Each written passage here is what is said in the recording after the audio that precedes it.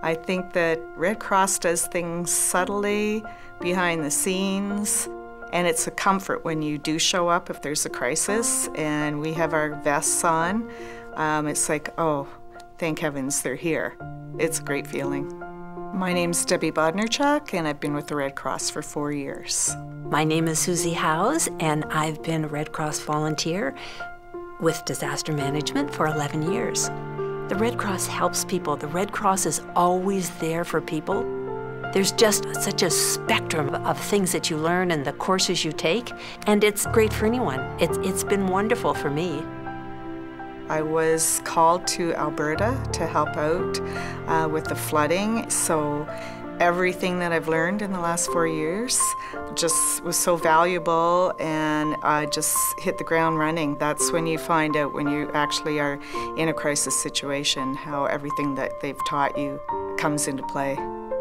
When the disaster happened, after a couple of weeks, they decided that how we could help most was having a call center here in Halifax, because you did have to register to get your government money. After our call center was closed, of course, then they wanted people from the east to come if they could. They just couldn't believe it, that you were from Nova Scotia. Is that, that some of them would say, well, now where is that? Is that, you mean out east, Nova Scotia? And we'd say yes. And you came all this way. They just couldn't believe it, that people would actually come all this way to help them. And they always said thank you. Well, here in our local branch, most of the cases would be apartment fires, where we may be asked to set up a shelter.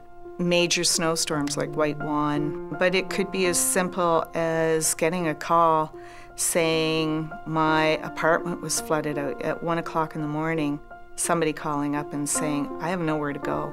It could be just one person reaching out, and it could be one to many. And it's the volunteers. There's many facets. Some people may be a little frightened thinking emergency response. Maybe I couldn't do that. I'm not that type of person. There are other parts of the Red Cross where you can be a volunteer that you don't, that are very easy to do. Whatever you can contribute, they can use the time and the volunteer. I think you feel like you're part of a large team that's not only just local, but it's national and international, and it just makes you feel good.